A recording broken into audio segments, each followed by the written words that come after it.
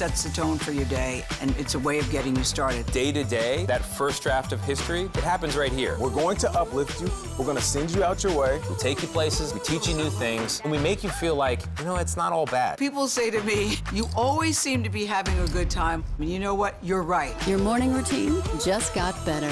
CBS Mornings, weekdays at 7.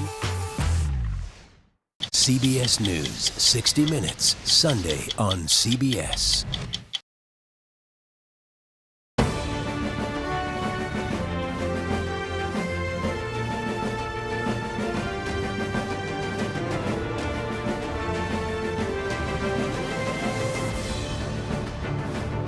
What is the option? Let them all stay? Because if that's the option you want, you're never going to fix the southern border. Clearly, not enough voters knew what Democrats were going to do to make their lives better, particularly poor and working class Americans across this country. The Democratic Party should have one simple mission, and that is to address the economic hardships and struggles of many Americans. We've got to change the direction of this country. The country voted. They want a change. They want the Trump agenda. Hello, I'm Robert Costa in Washington. Welcome to America Decides. President Joe Biden is calling for the United States to come together as a nation during a Veterans Day speech at Arlington National Cemetery. We'll take you to that ceremony ahead. But first, President-elect Donald Trump is building his administration, announcing who will be in charge of America's border policy. That will be incoming border czar Tom Homan. He served as the face of the first Trump administration's efforts to combat undocumented migrants and deal with the border. Sources also tell CBS News that immigration conservative Stephen Miller will also return to the White House, this time as a deputy chief of staff for policy. The appointments come as Trump gets ready to deliver on his pledge to enact mass deportations in this country. It's a plan that could potentially target as many as 11 million people who are here. Camilo Montoya Galvez is covering immigration policy and the Trump administration, the incoming one, for CBS News. But we start with Weijia Jiang in West Palm Beach and the president-elect's transition plans. Weijia, great to see you. What are you hearing down there in Florida? Bob, it's always great to be with you. Well, we are hearing that the transition team is fast and hard at work to fill Trump's cabinet, which he's already made several key appointments. And, Bob, it's not so much about who it is as much as what it means and why he has chosen these people. And the one thing that runs through all of these appointees, as you know as well as anybody, perhaps better, is loyalty. He has put a premium on those people who have stood by his side. As an example, today you mentioned Tom Homan. He served in the first Trump administration as the acting director of ICE. He has been on the campaign trail at conferences talking about Trump's key signature campaign promise of mass deportations. And he even said, well before the election, that if Trump were president in January 2025, he would be the one leading the charge. And then you have Congresswoman Elise Stefanik from New York. And she was one of the loudest and fiercest defenders of the president-elect during both of his impeachment hearings. In fact, I remember very well back then that he called her a rising star. And here she is about to serve as the ambassador to the United Nations. And also today, Bob, we learned that former Congressman Lee Zeldin of New York will be serving as the administrator of the EPA. He frequently comes here to Mar-a-Lago and again was one of those members of Congress who defended Trump during impeachment. And so, Bob, this is very common for the president-elect to really single out those people who he believes he can trust and that won't try to put up guardrails to block him for achieving his goals. Let's dig a little bit deeper into Tom Homan. Here is what Tom Homan had to say on Fox News. Let's listen. I'm honored the president asked me to come back and help solve this national security crisis. So I'm looking forward to it. Every morning I get up. Every morning I'm pissed off about what this administration did to the most secure border in my lifetime. So I'm going to go back and do what I can to fix it. Camilo, talk to us about Tom Homan. Sure. So Tom Homan is a veteran immigration official who has actually worked in the federal government for many years, decades, and has served under Republican and Democratic administration. He has actually been the head of ICE's deportation branch under the Obama administration and received an award from President Obama for his service at ICE during that time. During that time at ICE, during the Obama administration, the agency actually carried out record numbers of deportations. When President Trump was elected the first time around, he selected Homan to be the acting director of ICE. And during that time, he generated a lot of controversy, Bob, because he said that undocumented immigrants should be very afraid of living in the country illegally under a Trump administration. He also famously became one of the masterminds of the zero tolerance policy, that infamous program that led to the separation of thousands of migrant children from their families at the U.S.-Mexico border. The parents were obviously prosecuted for illegal entry. The children were sent to shelters for unaccompanied children, but there was no plan, Bob, to reunite them in the first place. That policy ended after former President Trump and President-elect Trump signed an executive order, and after a judge found that the separations were unconstitutional, Homan actually signed the memo authorizing those separations and recommended that to then-Secretary Nielsen at the time. And since leaving government in June of 2018, Homan has been a staunch defender of the president-elect's immigration agenda and is now going to be charged with carrying out what is arguably the president-elect's signature immigration promise, which is to carry out the largest deportation operation in American history. Let's listen to what Stephen Miller was like on the campaign trail. I believe we have a clip. Let's listen. Who's going to stand up and say the cartels are gone, the criminal migrants are gone, the gangs are gone, America is for Americans and Americans only? Weija, you heard what Camila had to say about Tom Homan. You've covered the Trump administration before, back at that prior White House. What do you know about Stephen Miller and his influence to this day?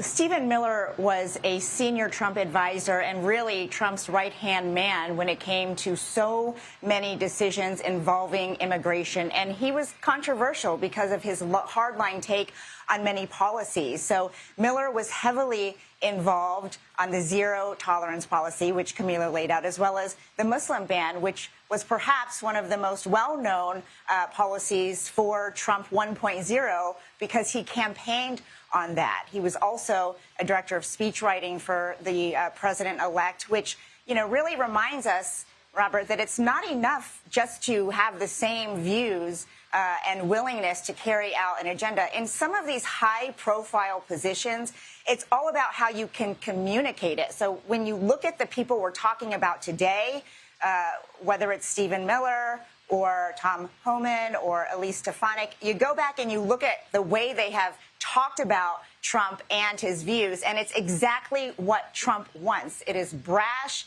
it is unapologetic, and it gets to the heart of what Trump likes the most, which is being able to carry out, you know, his plan with his voice.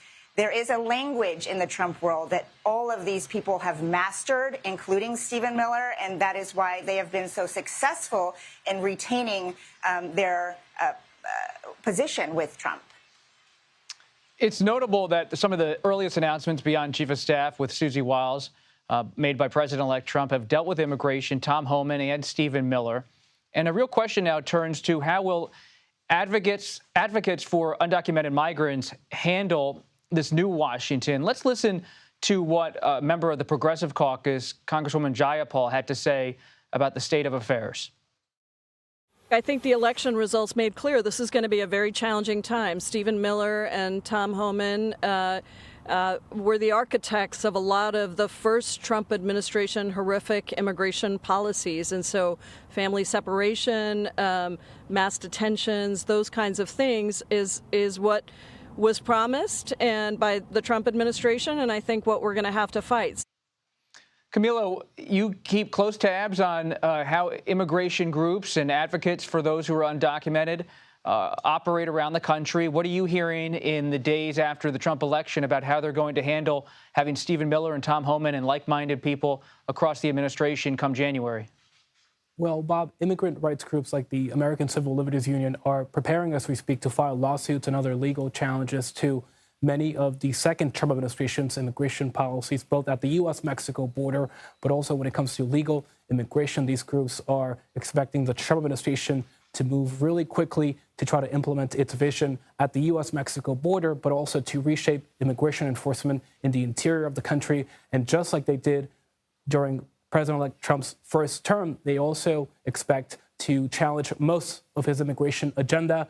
They also will try to make their case in the court of public opinion that these policies will be cruel, inhumane, and draconian. But as you know, Bob, we have seen poll after poll show that a growing number of Americans do support restrictive immigration policies, including Latinos, and they support policies like mass deportation. At least a majority of voters do at this point, according to polling. So they will have, obviously, an uphill battle in trying to convince the public that they should be viewing immigration at this point in a different light. And obviously that is made even harder by the situation at the U.S.-Mexico border, because we have seen record levels of illegal crossings there under the Biden administration. Weijia Jiang and Camila Montoya Galvez, thank you very much for your reporting and insights. We're now just 2 days away from learning who Senate Republicans might select as the next majority leader on Capitol Hill. Coming up, which senators are in the running and who has the edge among key Trump allies? You're streaming America Decides.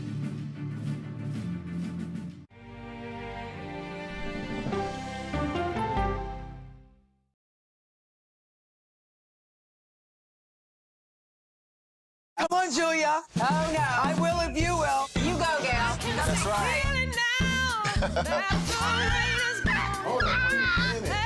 Let me see if you can find me.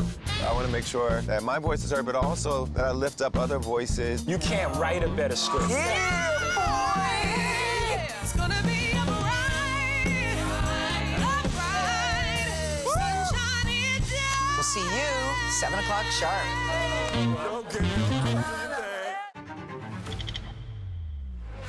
How fast do you think you were going? 195 miles an hour. This is incredible. How close did you actually come to being killed? That close. Is this brain surgery without a knife? It is. What risk do these children pose to Russia? I'm not sure the world is prepared for this change. Definitely not. Who's the best coach in college football today? Let me see a mirror. It's time for the CBS News original, 60 Minutes, Sundays on CBS and streaming on Paramount Plus. Go to the ends of the earth. Right now. We got something crazy. And reach for the stars. Here we are. Time. Yes, it's my comeback. Hey, this is pretty fun. But wait, there's more. Experience thought-provoking, Welcome to the idea of being a human being. innovative, and truly original reporting. Look through a telescope and go, wow. Because there's always something new under the sun on CBS Sunday morning. I'm a voracious consumer of information and constantly curious. I want to know the basic facts of every issue and to press into the heart of the matter. Information is the currency of democracy, and that's what we bring to the table every Sunday. When you need your sports news all the time, We've got breaking news to bring to you. CBS Sports HQ gives you a snapshot of all the sports that matter to you. Big news coming out of the NFL. A lot of movement in the rankings this week. With highlights What a finish at the final round of play. and in-depth analysis. Can they three-peat? Tony Romo joins the conversation. What can you say about this game? When you need your sports in a snap, We're bringing you that breaking news right here on HQ. find it on CBS Sports HQ. Streaming free anywhere you are. At this moment, terrorists could be plotting another attack. 9/11 triggered a counter-terrorist system that included a secret database. This person needs a closer look. A growing list of nearly 2 million people, including some Americans who say they're innocent. For 1 hour flight, I have to spend 6 hours to go and come back. CBS Reports explores the system, the people responsible for it, and those pushing for change. I'm not fighting against them. I'm fighting for them to do the right thing. The Watch List, now streaming on the free CBS News app. A CBS News investigation. People looking for love, finding their life savings gone, This could happen to anybody. and sometimes losing their lives. Anything for love. Now streaming on the free CBS News app. Coming up this week on Wednesday, Senate Republicans will select the next majority leader. Several Trump allies, including Elon Musk, the wealthy billionaire, pushing for Florida Senator Rick Scott, who's now starting to get a lot of attention. Republican senators have 2 more options as well. Current Senate Minority Whip John Thune and Texas Senator John Cornyn. Some other names are being floated by sources too. Scott McFarland, who's on top of it all, joins us now. Scott, the magic number is what to win the Senate majority position? What's the magic number? 27 this time, because a 53-person Senate Republican conference means you got to get half plus one. The voting is done by secret ballot, which really does change the calculus of politicking and advocating for this position, because you're not held accountable for your vote publicly, no matter who you choose. So this pressure campaign that may or may not be underway to help the fortunes of Rick Scott, the first-term senator from Florida who just won a second term, may play out differently than the people pushing it will hope, because senators can vote for whoever they want in this election and not tell you who they voted for. What's your read on how all of this talk by Elon Musk and others close to former President-elect Trump for Rick Scott, is that affecting the race among senators, or is it just an outside conversation? There have been a few senators who have publicly declared their support for Rick Scott. That's different, and that may be a result of the fact that taking a public position, they believe, helps them politically. They may just believe in Rick Scott. But the Senate, especially in their internal deliberations, is not accustomed to outside pressure campaigns. The Senate is famously resistant to outside pressure campaigns. It's possible such a campaign would backfire on those who they're seeking to pressure. That's what makes Wednesday so interesting. We'll see this incarnation of what's it like for the Senate to pick a Republican leader when Donald Trump cares about the outcome. It's going to be a great indication of what's to come over the next 4 years. It's a little inside baseball, but I keep hearing from conservative sources, people close to President-elect Trump, that the candidates and their position on recess appointments is important. What is a recess appointment, and why does it matter potentially for this race? Trump's saying it out loud. He's posting that the next Senate leader should be supportive of these recess appointments, which may seem like inside baseball, but is so impactful on how the Senate functions. What Trump seems to want here is for his cabinet or his judges to be approved without the traditional confirmation process when necessary, without going through hearings, confirmation interviews, and getting that majority vote after hearings and confirmation interviews to circumvent the process, which, again, if the Senate leader signed off on, would be unilaterally disarming the power of the Senate and could lead to a reversal if and when the day comes Democrats take over control of the Senate. This seems to be a far-fetched notion. The Senate would singularly and unilaterally give up its own power, but Trump seems to be applying the pressure. We've heard a few names earlier in the program about who could be joining this administration. Lee Zeldin, the congressman from New York for EPA, another representative from New York, Elise Stefanik, for U.S. ambassador to the United Nations. That means, at least so far, they're drawing the picks out of the House of Representatives. You have some more controversial names like Stephen Miller and Tom Homan not being nominated for Senate confirmation. What does that tell you? And do you believe President-elect Trump will draw from the House even more in the coming days? Well, this is one of the things that's reminiscent of 2020, when the Biden administration incoming could only pick a select small group of House members to join because the margins were so narrow. You pick too many House members, you leave yourself without a majority. That same dynamic is likely to be true if Republicans hold on. It would be a small majority in the House. So Congresswoman Stefanik may be among a very small subset. They can pluck from the House without causing some instability there. That being said, there is something virtuous about picking members of Congress. They really do slide into very smooth confirmation hearings. Just very quickly, do you believe that Congresswoman Stefanik and Congressman Zeldin, the former congressman, will be able to get smooth confirmation in a Republican Senate? There's no indication otherwise, although I noticed in the statement Congresswoman Stefanik put out today, she looks forward to meeting with the Senate and seeking their approval, acknowledging aloud what Congress has, the ability to advise and consent. Members of Congress tend to have a less nettlesome, less thorny confirmation process. They know their colleagues, even on the other side of the aisle. Scott McFarland, thank you. We appreciate it. Coming up, control of the House of Representatives, as Scott said, still in the balance. We'll take a look at some of the names and races that have not yet been called. You're streaming America Decides.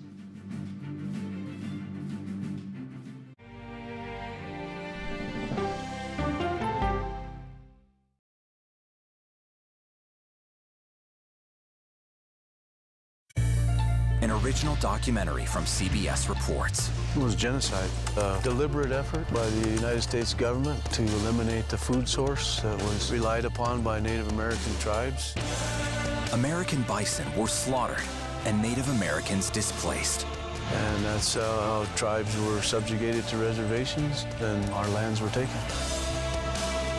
But now, through conservation efforts at Yellowstone, Buffalo provided everything that we needed. Now they need help. a herd grows We need to step up and help them. and a culture is reborn. When the buffalo return and come back, that's when our tribe will begin to heal.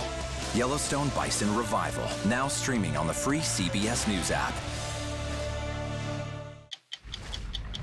Oh, wow. Look at this. Let 60 Minutes take you on a private tour of the National Archives. So there may be treasures like this buried in boxes. Historical secrets from America's past. So this is original from 1778?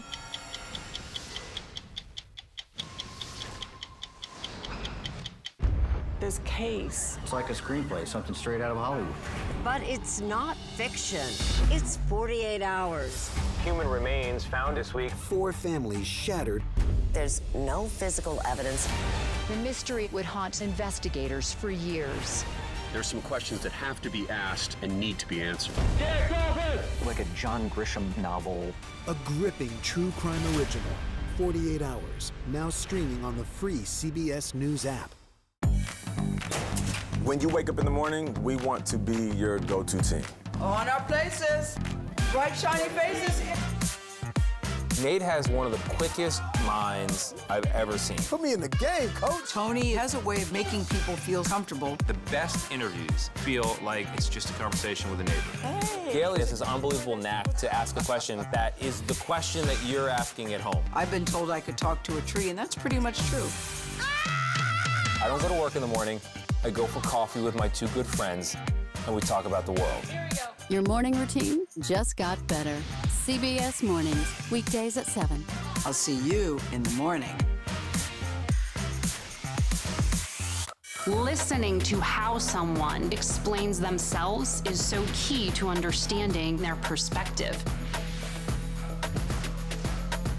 The grief of losing a child is immense. You can't breathe. After decades of the war on drugs, things have only gotten worse. Every shipment of fentanyl is a ticking time bomb. 50 times more powerful than heroin. CBS Reports goes deep into Mexico. What is your role in the Sinaloa cartel? To find out why the cartels keep getting stronger and wealthier. This is a war, but we're not fighting it. Our citizens are dying.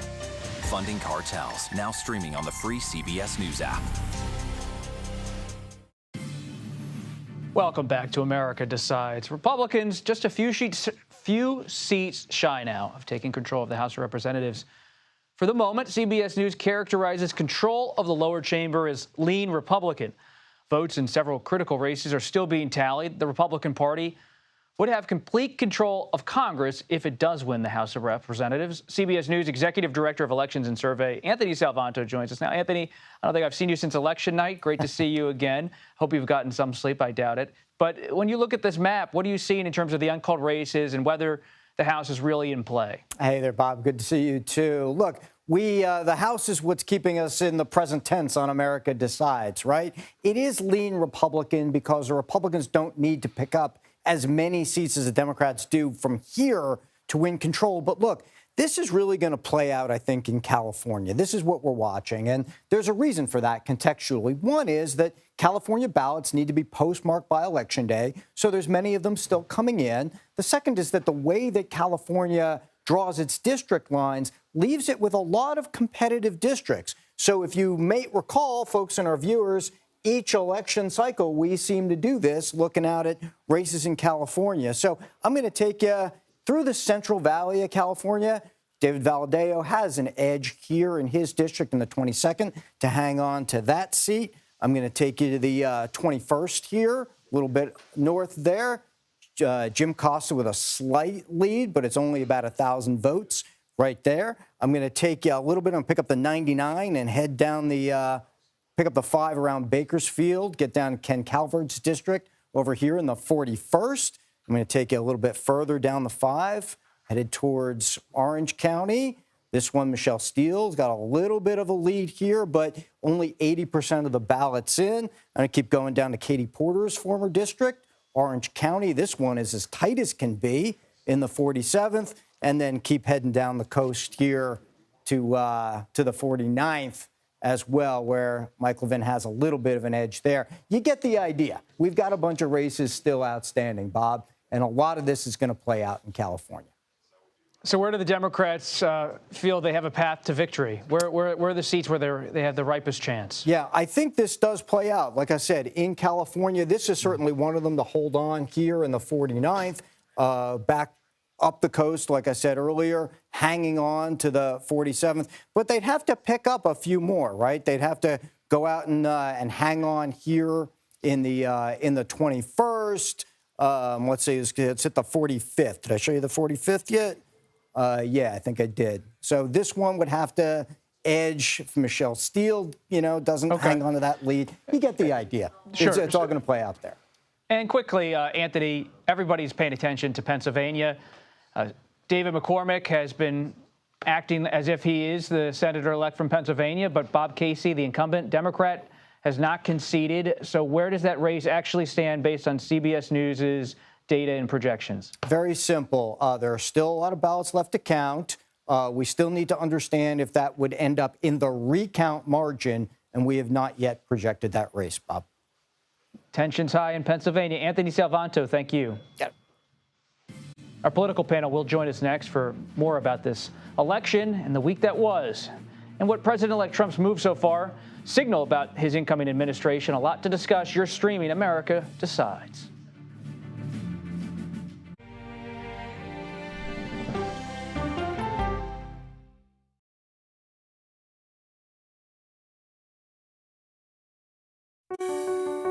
Washington is the seat of power. National security, foreign policy, global economics, every story comes through Washington in some way. We bring some of the most powerful voices in America to the table. We don't just ask the questions, you have to go deeper. We try to understand what's at the heart of the issue we're talking about, to then come forward with solutions. Face the Nation on CBS. The justices ruled that Harvard and the University of North Carolina violated the Constitution. In the aftermath of the Supreme Court decision to end affirmative action in college admissions, uncertainty sets in for some students of color. Affirmative action really gave us an equal opportunity. CBS Reports explores the historic decision and what it means for those chasing an opportunity to change their lives. I knew that college was the ticket to break this cycle. The end of affirmative action, now streaming on the free CBS News app. America Decides is your place for fact-based, unbiased reporting. At the White House, at the Capitol, on the campaign trail. What do you say to those in your party? Any cracks in the Republican Party? Our reporters and our anchors travel the country talking to voters like you about the issues that matter most. Immigration is really a factor right now that are going to be driving your decisions. What would you say to those who say, look, that's just democracy at work? Listening to you and bringing your voice into our coverage. I want a strong, proud America. Is democracy on the ballot in 2024?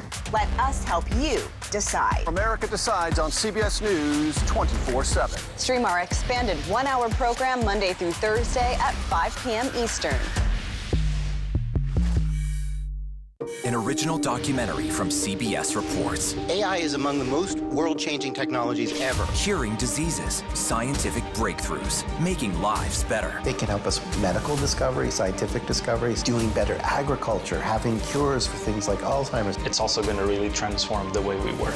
The uplifting potential of artificial intelligence is limitless. It gives you a friend, somebody to chat with 24/7 that is non-judgmental. He makes me feel loved and desired. And so are its downfalls. The problem with all this AI is that it's unpredictable and uncontrollable. The choices we make now will have lasting effects for decades, maybe even centuries. The ChatGPT revolution, now streaming on the free CBS News app. We are about to see American weapons in the hands of Mexican cartels. A gun pipeline to Mexico. We are arming the cartels. 100%, no doubt about it. Happening right under our noses. Who's doing something about this? Nobody. A CBS Reports exclusive. Most Americans have no idea that we are effectively arming the enemy next door. This is the story the American people need to know. Arming cartels, now streaming on the free CBS News app. CBS News exit polling found that the economy was one of the top issues that drove voters to the polls this election. One voter, a Pennsylvania restaurant owner, spoke to 60 Minutes. about why she cast her ballot for President-elect Trump. My mother used to always say, gotta vote Democrat, you know, they're for the poor people. You grew up in a Democratic household? Yes. But you just voted for Donald Trump? Yes. Inflation is down by more than half. Interest rates are falling, mortgage rates are falling, wages are going up. Are you not feeling that? I don't feel it. Let's bring in our political panel, Joel Payne and Lance Trover. Joel is a CBS News political contributor and Democratic strategist. Lance, as you all know, is a Republican strategist who served as a spokesperson for North Dakota Governor Doug Burgum's presidential campaign. Doug Burgum is someone who's being mentioned as possible pick for a Trump administration role. Any update on Governor Burgum? I wish I could break some news here with you tonight. That'd be a lot of fun. Nothing new. Look, I think Doug fits the mold of somebody that Donald Trump would like. I mean, this is a guy who came from a small town, started a company with just 10 people, built it into an international business. I know he recently met with Bibi Netanyahu, so he has that type of international business acumen that somebody like Donald Trump likes. But has also been the governor of the second largest energy producing state here in America. And I mean, he knows what it's like to work under the Obama, the Trump and the Biden administrations. I think he can speak to that. And I think he meets that type of qualification that if Donald Trump's looking for somebody of quality and character, then Doug Burgum fits the mold for sure. What do you believe Democrats are going to do as they handle these Trump appointments? On some level, you have controversial picks like Stephen Miller, who's been criticized by many Democrats for his views on immigration and his policy positions. At the same time, if Doug Burgum, the North Dakota governor, or others of his ilk who are Trump allies but are popular with the business community, energy CEOs and Wall Street people, how are Democrats going to handle the mixed bag of personalities and profiles that are likely going to come into this administration? I think Democrats are going to have to pick their battles. I don't think that Democrats can run an aggressive campaign against every member of the Trump cabinet, the heretofore Trump cabinet. I do think that there might be some folks who are particularly grotesque. Stephen Miller, some of his public statements, some of the things that he's created in terms of liabilities, those are going to be things that Donald Trump has to carry around. Tom Homan, similarly, he was just on 60 Minutes 2 weeks ago saying very controversial things about what an immigration policy would be. But I don't know if Democrats are focused on fighting every single Trump offense. Here's what I would say also, Bob. I think Democrats this time around, the resistance, so to speak, is going to look and feel a little bit different. I think Democrats are going to have to get away from fighting Donald Trump on everything he says and focus on what he does. The American people have somewhat weighed a verdict on Donald Trump, his words, his rhetoric, and generally speaking, it's that it does not impact the American people as much as maybe Democrats want them to. So I think now Democrats have to be focused on, okay, let's have a real conversation about what you want to do in your agenda. And I think that's how Democrats are going to have to approach this cycle. You mentioned Tom Homan being on 60 Minutes. Let's watch Mr. Homan on 60 Minutes. I hear a lot of people say, you know, the talk of a mass deportation is racist. It's threatening to the immigrant community. It's not threatening to the immigrant community. It should be threatening to the illegal immigrant community. But on the heels of historic illegal immigration crisis, that has to be done. Lance, when you look at the Trump administration, they've made this pledge, whether it's on 60 Minutes with Homan or President-elect Trump constantly on the trail. They're moving forward with mass deportations. As a political strategist, how do you see the possible fallout for this policy implementation on the horizon and how Republicans are perhaps going to handle it?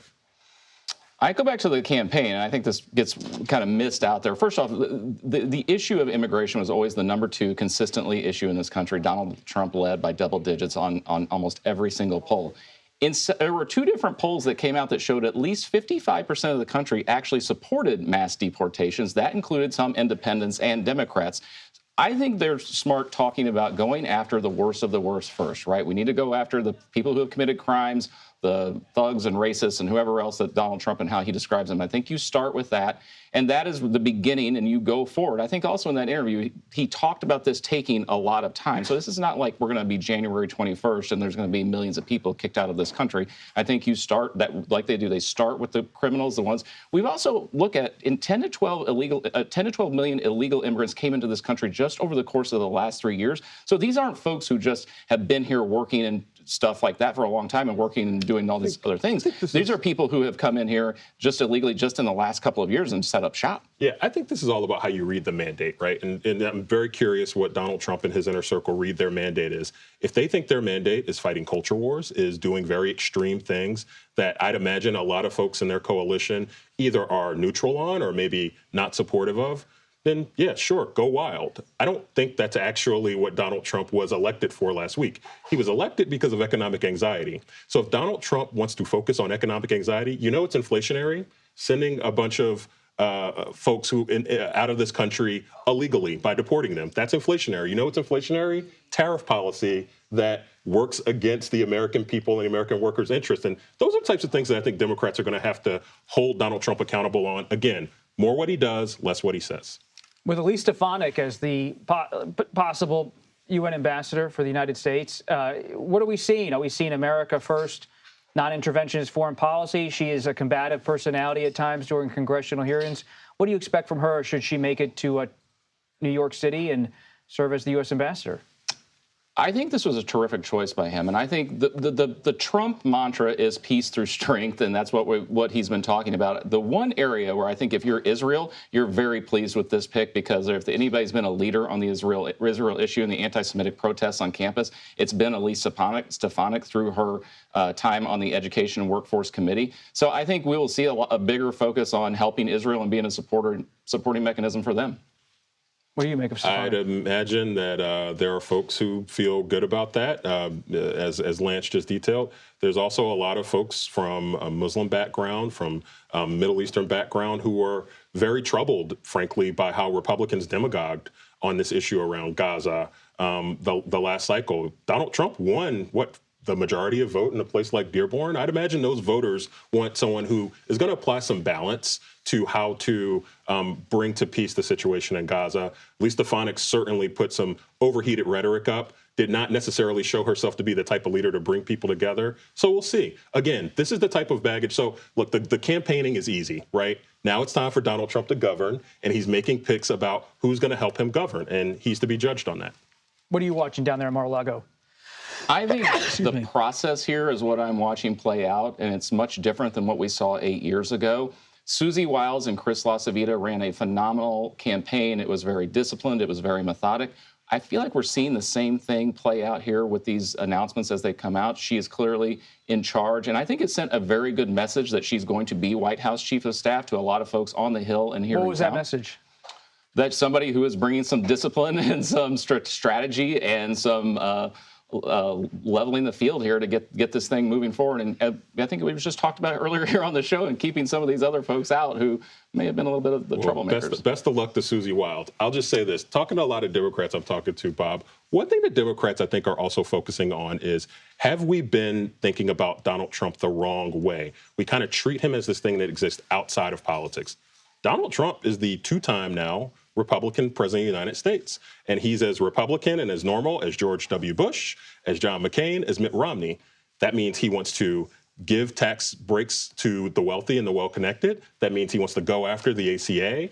All the things that Republicans do that people don't like, unpopular policy picks, Donald Trump is essentially that. He is not something that's different. He's not something that's offbeat or counterculture. He is a mainstream Republican with very unpopular mainstream Republican ideas. And I think he's going to be combated that way. It could be hard to predict. He's hard to predict in the sense that you have Donald Trump Jr., Tucker Carlson, Elon Musk. There's a different kind of orbit around Trump. 2016 transition, a lot of traditional Republicans, and certainly Trump still backs many traditional Republican policies. But how do you see this new orbit around Trump? Oh, look, there's new people, there's old people. I mean, that's what puts together a good administration. I'm not concerned about it at all. Again, I go back to the Susie Wiles pick is clearly one of disciplined approach that came with the campaign. We can argue all day long about whether he was disciplined in his rhetoric and not, but in terms of the operation of that campaign, anybody, Democratic or Republican, would tell you it was the best run campaign he's had in the 3 times that he's run.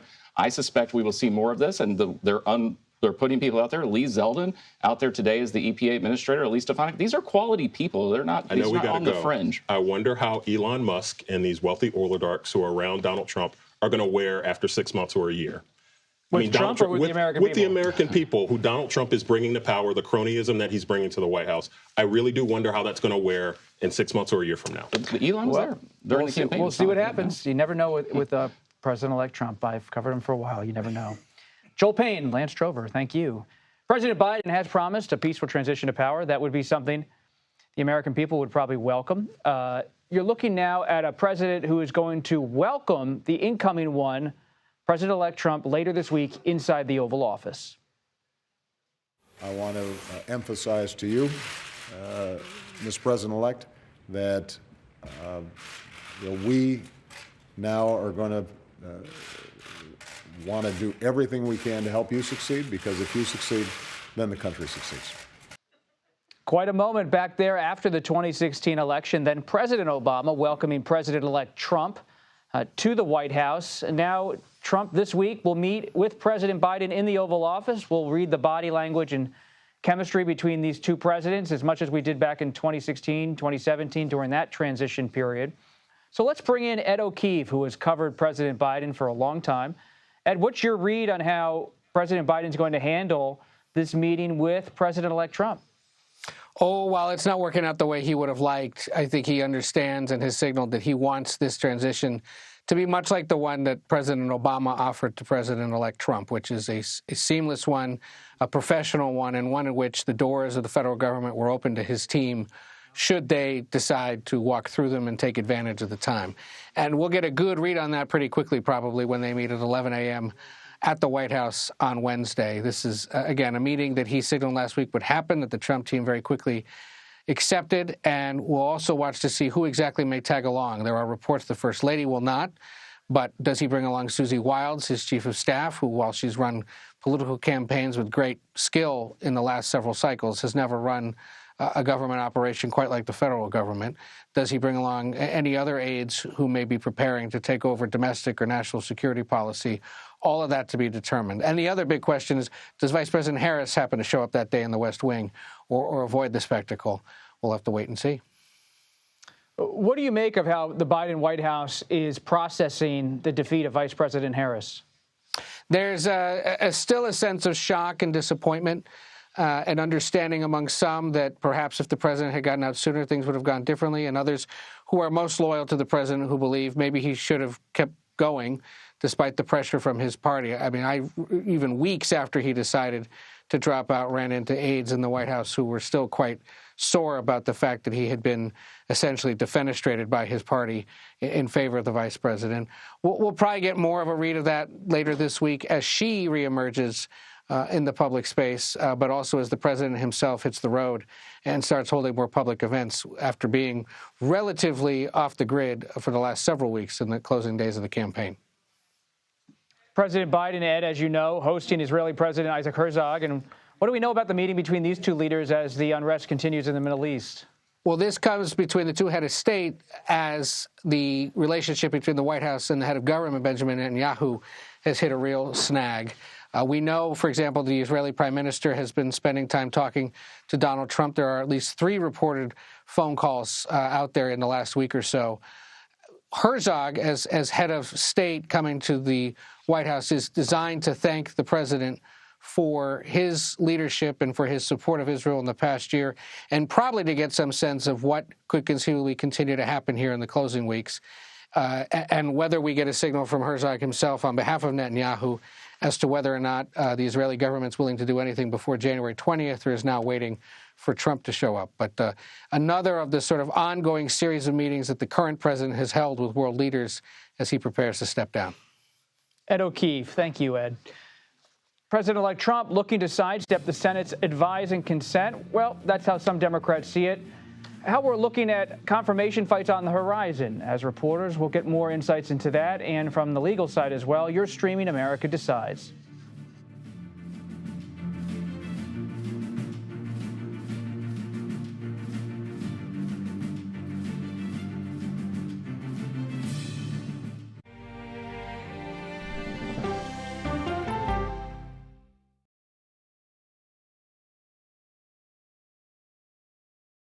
Go to the ends of the earth. Right now. We got something crazy. and reach for the stars. Here we are. Tom. Yes, it's my comeback. Hey, this is pretty fun. But wait, there's more. Experience thought-provoking. Welcome to the idea of being a human being. Innovative and truly original reporting. Look through a telescope and go, wow. Because there's always something new under the sun on CBS Sunday morning. At this moment, terrorists could be plotting another attack. 9/11 triggered a counter-terrorist system that included a secret database. This person needs a closer look. A growing list of nearly 2 million people, including some Americans who say they're innocent. For 1 hour flight, I have to spend 6 hours to go and come back. CBS Reports explores the system, the people responsible for it, and those pushing for change. I'm not fighting against them. I'm fighting for them to do the right thing. The Watch List, now streaming on the free CBS News app. Don't miss true crime anytime you want, anywhere you go. With the 48 Hours podcast. Real crimes, real lives, real justice. There's some questions that have to be asked and need to be answered. Listen to 48 Hours on Apple Podcasts. An original documentary from CBS Reports. Imagine yourself in Manhattan with no police, no army, no mayor. The people of Haiti stare down poverty, corruption, natural disasters, and violence. 90% of the guns that are used by gangs in Haiti are American guns. But with an unbreakable spirit and eternal optimism. There are days where I cry, but we can't be discouraged. We still believe in Haiti. They're still able to look ahead with hope. Haiti is on the brink of transformation, a radical shift. Nations are coming together and saying things must change. Fighting for Haiti, now streaming on the free CBS News app. Hey there, welcome to The Uplift. I thought she was a groom, and I stepped back and I went, oh, you're the queen. She's going to be with me every instant that I'm alive. I just wanted to see if you'd go to Disneyland with me today. I look over at him and he's smiling. I'm going to remember that the rest of my life. They told us when he was going to be born, he was only going to live for 30 minutes. It's really a miracle that he's with us today. The Uplift. Stream now on the free CBS News app. When you wake up in the morning, we want to be your go-to team. On our places, bright, shiny faces. I don't go to work in the morning. I go for coffee with my 2 good friends, and we talk about the world. Your morning routine just got better. CBS Mornings. A CBS News investigation. People looking for love, finding their life savings gone. This could happen to anybody. And sometimes losing their lives. Anything for love. Now streaming on the free CBS News app. Welcome back to America Decides. President-elect Trump says he wants the next Senate Republican leader, the majority leader, to allow what we've discussed earlier called recess appointments. This would allow the White House to temporarily bypass confirmation votes for high-level appointments when the Senate is out of session. And in a post on social media, Trump said, quote, sometimes the votes can take 2 years or more.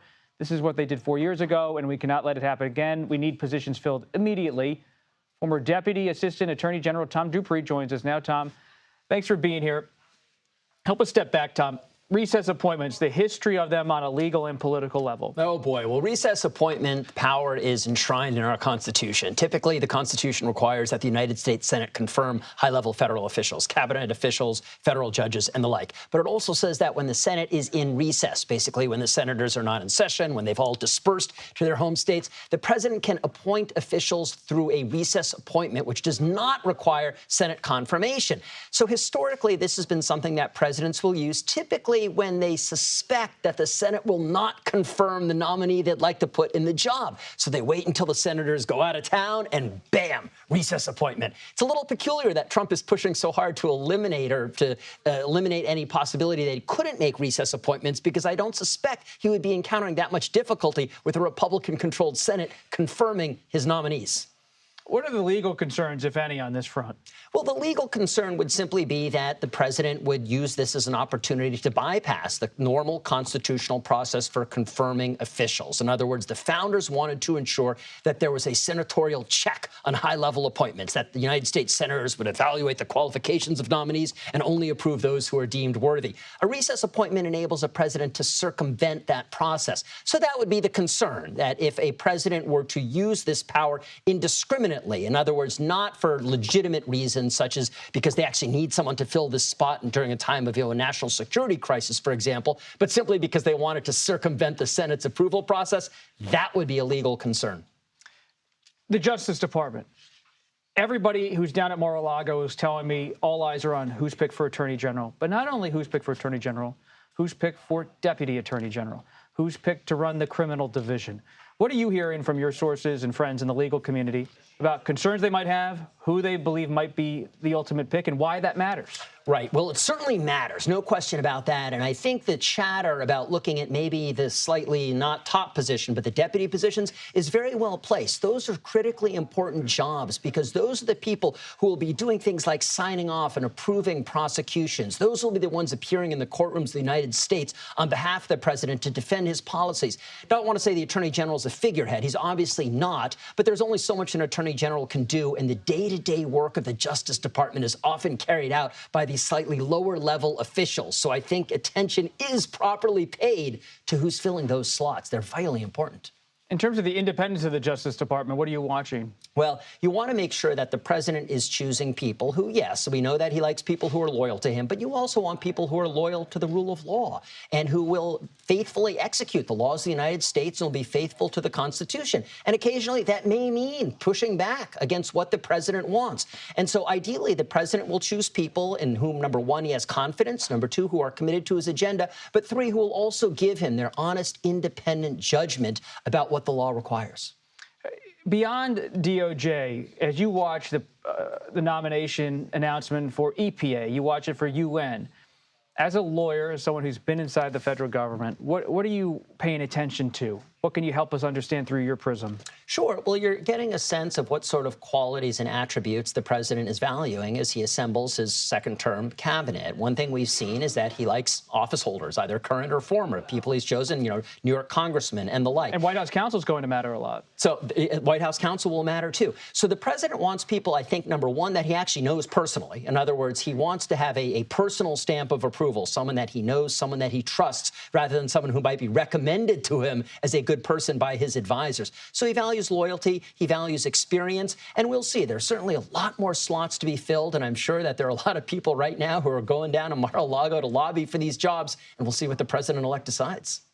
And just very quickly here, the vetting process, how difficult is it and how are lawyers involved? Sure. It can be a difficult process. I mean, they typically, for cabinet positions, they will do a fairly deep dive into everything, into your finances, into your background, into your public statements, your records, if you have a criminal history, all of that. So it's a pretty exhaustive process. Lawyers play a crucial role in that. Lawyers will help sift through all this documentary evidence, maybe flag issues that even the nominee himself wasn't aware of. And of course, they can also help prepare the nominee for his or her confirmation process before the Senate, where you're sure to get questions, at least from the Democrats. That can be tough. Well, whether it's a Republican or Democrat, transitions are always a good time for lawyers. Tom Dupree, thank you.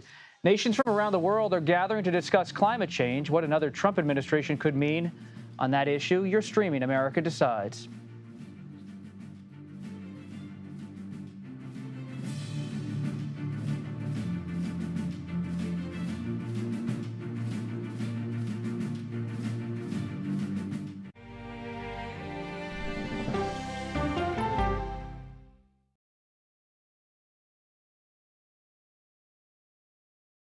Okay, so let's just start at the beginning. Well, let me start with this. What is at stake here? What is the answer then? Do you know why? You want me to just keep going? Is that a good thing or a bad thing? Were there death threats? How is this possible? What's wrong with that argument? Are you saying they lied? Have you told the government that? Why won't you say the word crisis? You're not answering my question. This really is that scary? Does that make sense? What do you mean? What does that mean in English? Did any of that make sense?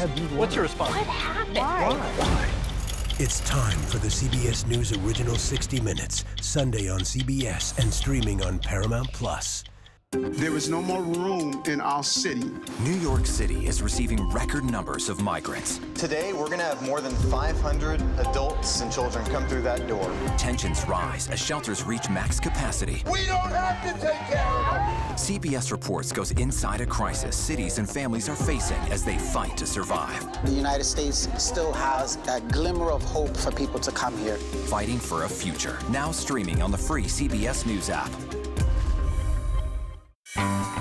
In a original documentary from CBS Reports. Since you started La Soup in 2014, do you have any sense as to how much food you've rescued from the landfill? We've rescued 4.5 million pounds. I can't even fathom how much food that is. And that's one little person in one little city in America. We're going to call this chicken piccata. We did 450 of these meals today. This is the exact dish that you and I are going to have. Yep. Oh my God. Is it good? Mm-hmm. Having a plan of how to keep people fed should be in every single city. So if we eliminated food waste, could we eliminate hunger? Yes. Eating Trash, now streaming on the free CBS News app. America Decides is your place for fact-based, unbiased reporting. At the White House, at the Capitol, on the campaign trail. What do you say to those in your party? Any cracks in the Republican Party? Our reporters and our anchors travel the country talking to voters like you about the issues that matter most. Immigration is really a factor right now that are going to be driving your decisions. What would you say to those who say, look, that's just democracy at work? Listening to you and bringing your voice into our coverage. I want a strong, proud America. Is democracy on the ballot in 2024? Let us help you decide. America Decides on CBS News 24/7. Stream our expanded one-hour program Monday through Thursday at 5 p.m. Eastern. When people say who's first to get in the morning, that would be me. Morning news matters because it sets the tone for your day, and it's a way of getting you started. Day to day, that first draft of history, it happens right here. We're going to uplift you. We're going to send you out your way. We take you places, we teach you new things, and we make you feel like, it's not all bad. People say to me, you always seem to be having a good time. And you know what? You're right. Your morning routine just got better. CBS Mornings, weekdays at 7. Welcome back to America Decides. A major climate summit is underway in Azerbaijan today, and uncertainty over the U.S.'s commitments to combating global warming is front and center. President-elect Trump has said he will exit the Paris Climate Agreement again. That's an accord signed in 2016 with the aim of reducing greenhouse gas emissions. The U.S. withdrew during Trump's first term, but rejoined it under President Biden. Climate envoy John Podesta criticized the former president at the United Nations conference today. In January, we're going to inaugurate a president whose relationship to climate change is captured by the words hoax and fossil fuels. CBS News national environmental correspondent David Schechter joins us now. David, thanks for being here. How are nations at COP29 responding to all of this? Well, I think that there's a lot of question about the leadership of the United States now in the world when it comes to climate change. For the last 4 years, the Biden administration has taken a central role in trying to lead the world through the issue of climate change, bring countries together, and also a lot of legislation inside our country to reduce the worst impacts of climate change. Now you have a complete change of direction, and as Podesta is referencing, sort of potentially a lame duck approach going into this COP29, and then the people of the world, the leaders of the world say, well, we probably shouldn't be listening to the Biden administration anymore because the Trump administration we know is going to come in and make significant plans, up to pulling itself out of the Paris Accords, which would just change the entire tenor of the conversation. What could another Trump administration mean for global efforts to address climate change? What does your reporting tell you? I think, it's two ways to look at it. A withdrawal from leadership around the world and opening up a vacuum for other countries to be part of this, like to have a bigger role, like China, which 40% of Chinese GDP is related to the green economy. They're very interested in this, and they want to export their goods around the world. They would like to be a leader on this issue. On the other hand, you'll hear a lot of people say, look, climate change is more than a U.S. problem. Of course, the U.S. is a huge contributor to it, but this is a world problem. No other countries followed Trump when he left the Paris Accord the first time, and it's probably not likely that they will again. So countries still are going to come to the table with their commitments. It's just a question of the biggest player not being there, I think just adds a level of uncertainty. So what does the climate look like in terms of what scientists are talking about and what their concerns are, in particular for what world leaders should be doing in the coming years? I think right now there's a report that just came out that the world has reached 1.5 degrees of Celsius of warming for the first time ever. So it's going to be the hottest year on record ever. And at the same time, we have now exceeded this level that scientists told us is what we need to hold to, and we're going to overshoot that. So it just puts the whole thing in context. We got wildfires in New Jersey right now. You know, we have more extreme flood, we have more extreme fire, more extreme drought. And at this moment, when the world is coming together for answers, the world is just getting worse. The countries need to make their commitments to this issue. They need to stick to their commitments, or the experts will tell you we will just not hit the marks on keeping our planet cooler. David Schechter, thank you. Thank you. And to commemorate Veterans Day, President Biden attended the wreath-laying ceremony at Arlington National Cemetery. The president laid the wreath at the tomb of the unknown soldier, joined by Vice President Kamala Harris. He gave remarks addressing veterans, perhaps for the last time as Commander-in-Chief. Let's take a listen. It's been the greatest honor of my life to lead you, to serve you, to care for you, to defend you, just as you defended us. That does it for today. We'll be back with another edition of America Decides tomorrow at 5 p.m. Eastern. The Daily Report starts right now. Welcome to the Daily Report on November 11th, 2024. I'm Lindsay Reiser. Tonight, President-elect Donald Trump's cabinet begins to take shape, with his transition team working to fill key roles in his administration.